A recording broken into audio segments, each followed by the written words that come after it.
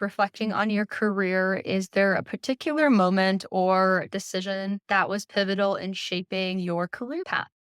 There were probably a lot, but maybe one of the more recent ones was several years ago when I took a role with my previous organization to move to Dallas and be a managing director. It was definitely not something that I had done in the past, and it was a much greater responsibility that I had at the time, but I just took a risk and threw my hat in the ring and everyone agreed and I did it. And it's been one of the most rewarding kinds of jobs that I have. So that's a lot of parallels of what I'm getting to do here at Lantern as far as having a business unit or a studio just be responsible for from the people to the clients and everything in between. Taking that role on, which was a big stretch role for me, was a pretty big risk, but I think it solidified what I really love to do. It's really inspiring. Thanks for sharing. Leads into my next question. You've been with the company about 4 months now. I'm curious what aspect of this current role you're most passionate about and why. Gosh, that's hard to narrow down. So I'll pick 2 that are related. How's that? I'm a career consultant. I've been doing consulting my entire career. I will not say how many years that is, but it's several. And I've always really loved what the business focus is and the solutions that we can come up with to really help solve complex business problems for our clients. And then that really opens up cool opportunities for our consultants to do work. So I'm really passionate about the client work that we do. And that's a big part of what I enjoy and have always enjoyed. But I'm clearly very passionate about our people because if not for them, who are we? So being able to marry those 2 things together, I think is where the magic happens. And so I will answer it that way and be a little bit loose and not pick one.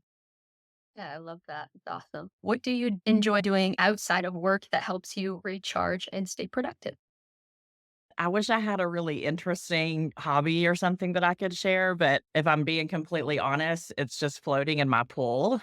And part of the reason for that is I can't have my phone on me and I don't have an Apple Watch like everybody else in the world. Texts don't come to my wrist.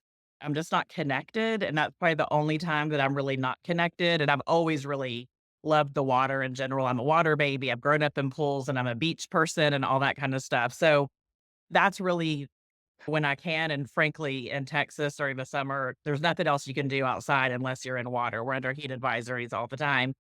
But also, and related to that, because oftentimes it's pool parties and barbecues. My husband and I really are entertainers. So there's probably not, we're at least 2 or 3 times a month, we're having people over for whether it just be a small dinner, something that might turn into a little bit bigger in our backyard. But we love doing that. And that really recharges me too. Just being around friends, being around family, and just good food and fun music and things like that is what I love.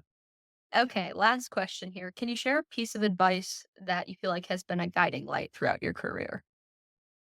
I don't know if I have a piece of advice or words that were necessarily said, but it's been examples of people that I've always looked up to. And so ultimately, it boils down to come from a place of yes. So the story when I was just talking about the taking on the leadership role in my previous role, which was a big stretch, it was just come from a place of yes. Mom and my sisters have all just been out there. My mom was the first woman national umpire of all tennis officials, which was not a common thing. And that's what I saw. And so I think it's just the mentors that I've had. I don't think there's a thing. It's just been seeing how and just doing it.